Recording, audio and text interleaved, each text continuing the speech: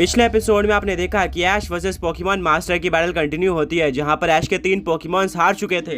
ऐश काफी डिसअपॉइंटेड होता है, बट वो अपने 4th पोकेमॉन की तरह भेजता है चार्जार्ड को। वहीं पर पोकेमॉन मास्टर अपने विनोसॉर को वापस बुला लेते हैं और उसके जगह पर ब्लेजिकन को भेजते हैं। शुरू में ये बैटल इक्वल चल रही थी, पर आगे जाकर ऐश अपने चार्जार्ड को मेगा इवॉल्व कर देता है मेगा चार्जार्ड एक्स में, और वो ब्लू फ्लेम का यूज करना भी स्टार्ट कर देता है, जिससे एंडिंग में पूरी तरह से डोमिनेट करके ऐश का चार्जार्ड ब्लेजिकन को डिफीट कर देता है। अब आगे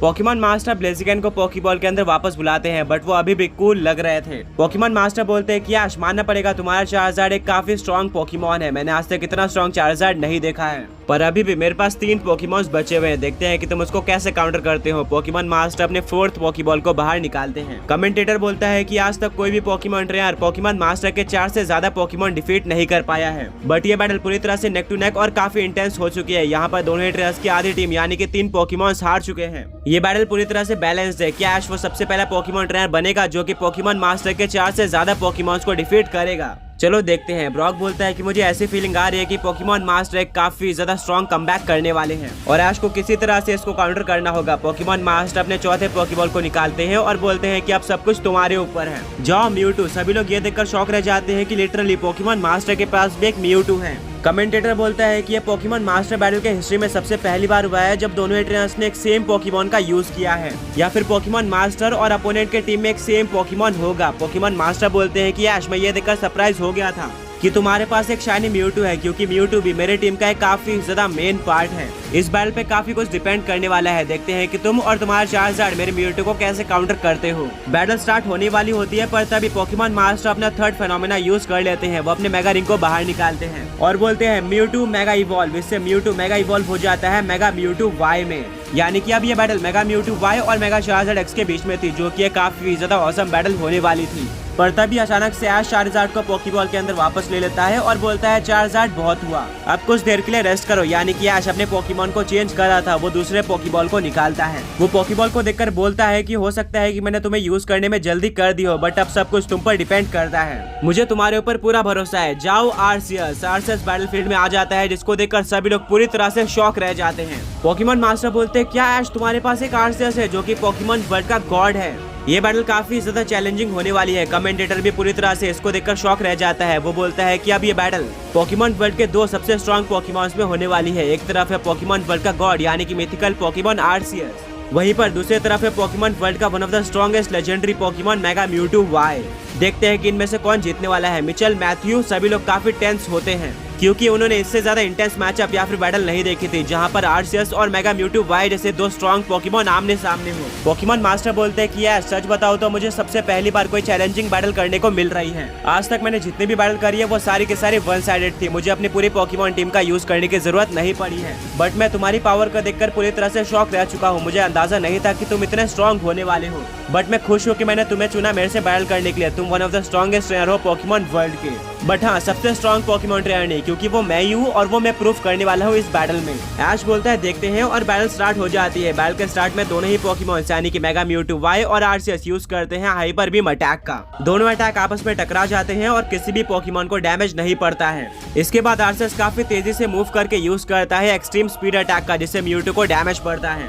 इसके काउंटर में म्यूटू यूज करता है ऑरा स्पीयर अटैक का, जो कि नॉर्मल टाइप आरसीएस पे सुपर इफेक्टिव होता है और आरसीएस को काफी ज्यादा डैमेज पड़ता है। ब्रॉक बोलता है कि मेरे अकॉर्डिंग अगर दोनों पोकेमॉन बेस फॉर्म में होते, यानी कि अगर म्यूटू मेगा इवॉल्व नहीं हुआ होता, तो ये बैटल वन साइडेड होती, जहां पर आरसीएस जीत जाता। बट अब क्योंकि म्यूटू मेगा इवॉल्व हो चुका है और वो पहले से ज्यादा स्ट्रॉन्ग हो गया है, इसलिए ये बैटल इंटेंस होने वाली है और कहना मुश्किल है कि इन दोनों पोकेमॉन में से कौन जीतने वाला है। ऐश अपने आरसीएस को ड्रैको मीटियोर यूज करने बोलता है, जिसके चलते आसमान से काफी सारे मीटियोर गिरना स्टार्ट हो जाते हैं। पोकेमॉन मास्टर बोलते हैं कि म्यूटू अपने चारों तरफ बैरियर का प्रोटेक्शन लगा दो, जिससे तुम्हें किसी भी मीटियोर का डैमेज नहीं पड़ने वाला है। म्यूटू बिल्कुल ऐसे ही करता है और सरप्राइजिंगली उसके बैरियर इतने स्ट्रॉन्ग होते हैं कि वो सारे के सारे मीटियोर को डॉज कर लेते हैं और म्यूटू को कुछ भी डैमेज नहीं पड़ता है। इसके बाद म्यूटू यूज करता है साइकिक अटैक का, जो कि आरसीएस के ऊपर लग जाता है और म्यूटू आरसीएस को कंट्रोल करना स्टार्ट कर देता है। पर आरसीएस इतना वीक नहीं था, वो अपने गॉड लेवल पावर्स का यूज करके म्यूटू के कंट्रोल से छूट जाता है और उसको कोई भी डैमेज नहीं पड़ता।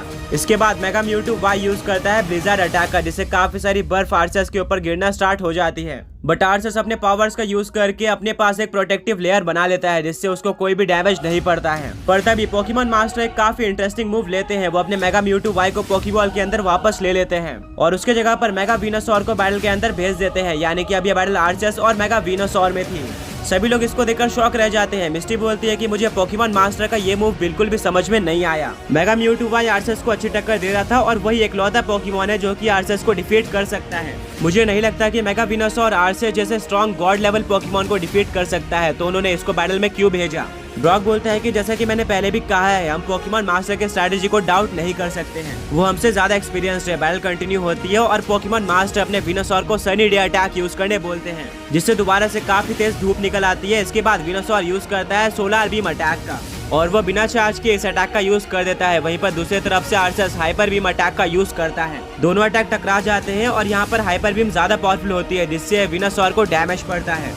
पर पोकेमॉन मास्टर काफी इंटरेस्टिंग चीज करते हैं। वो बोलते हैं कि वीनोसॉर सिंथेसिस अटैक का यूज कर। वीनोसॉर बिल्कुल ऐसे करता है और वो अपनी हेल्थ रिकवर कर लेता है, यानी कि उसकी हेल्थ अब वापस से फुल हो चुकी थी। सैना बोलते हैं कि भले ही पोकेमॉन मास्टर के पास काफी स्ट्रॉन्ग पोकेमॉन्स है जिन्होंने उनको काफी सारी बैटल जिताई है, बट मेरे अकॉर्डिंग इस बैटल में सबसे मेन रोल प्ले कर रहा है वीनोसॉर। वो एक काफी अच्छा स्ट्रेटेजिक पोकेमॉन है। ब्रॉक और मिस्टी भी इस बात से एग्री करते हैं। इसके बाद पोकेमॉन मास्टर अपने वीनोसॉर को लीज सीड अटैक यूज करने बोलते हैं। वहीं पर ऐश अपने आर्सेस को फ्लेम थ्रोअर यूज करने बोल देता है। लीज सीड आर्सेस के ऊपर लग जाता है। वहीं पर सुपर इफेक्टिव फ्लेम थ्रोअर भी वीनोसॉर के ऊपर लग जाता है, जिससे मेगा वीनोसॉर को काफी ज्यादा डैमेज पड़ता है। इसके बाद पोकेमॉन मास्टर अपने वीनोसॉर को वापस से सिंथेसिस यूज करने बोलते हैं, जिससे वो दोबारा अपनी एचपी रिकवर कर लेता है और अब वो यूज करता है टॉक्सिक अटैक का, जो कि आर्सेस के ऊपर लग जाता है और आर्सेस पॉइजन हो जाता है। वहीं पर आर्सेस अपने पूरी पावर का यूज करके फ्लेम थ्रोअर अटैक का यूज करता है, जो कि सुपर इफेक्टिव था वीनोसॉर पर। इससे वीनोसॉर को काफी डैमेज पड़ता है और वो लगभग हार गया था, पर तभी उसको लीज सीड के चलते थोड़ी और हेल्थ मिलती है और वो बच जाता है। इसके बाद पोकेमॉन मास्टर अपने वीनोसॉर को सोलर बीम अटैक यूज करने बोलते हैं।